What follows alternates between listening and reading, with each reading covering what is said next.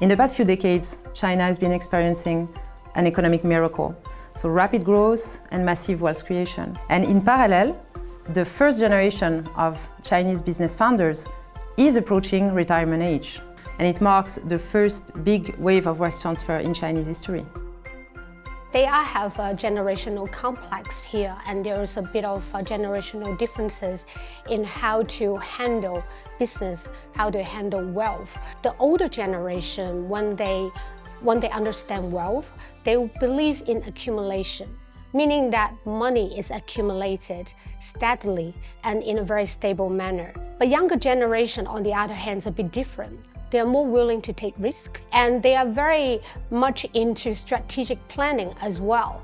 The foundation for the family business is based on reputation and on face value, and also on the existing network. So to completely get rid of that will be very, very irrational. But how do we integrate better innovations and new ideas and new concepts into the family business? I think this is the gap that needs to be bridged by two generations. There are specificities in Chinese family dynamics that add complexity to this topic. So for example, the one-child policy, which was in place until 2016, reduces the diversity of succession models.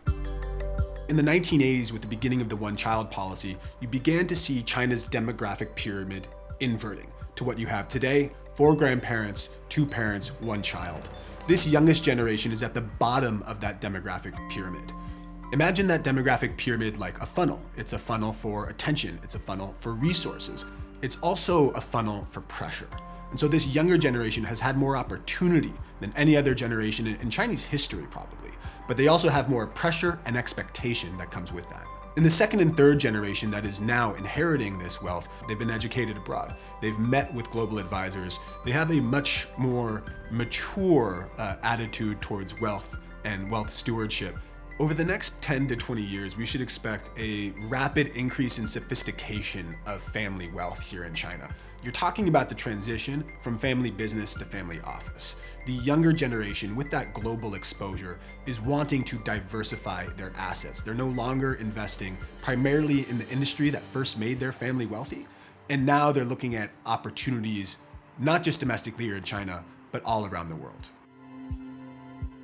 Business transfers to family members is definitely top of the mind for the majority of Chinese entrepreneurs, but many of them are underprepared. So it has been estimated that nearly 70% of these entrepreneurs have not yet started to discuss this transition with their family members and to prepare them. While it is difficult for the rising generation family members to change the way things are done while their parents are still in control, it is very likely that they will manage the transition to their own children rather differently. And very importantly, they are keen to start having this conversation much earlier than what they themselves experienced.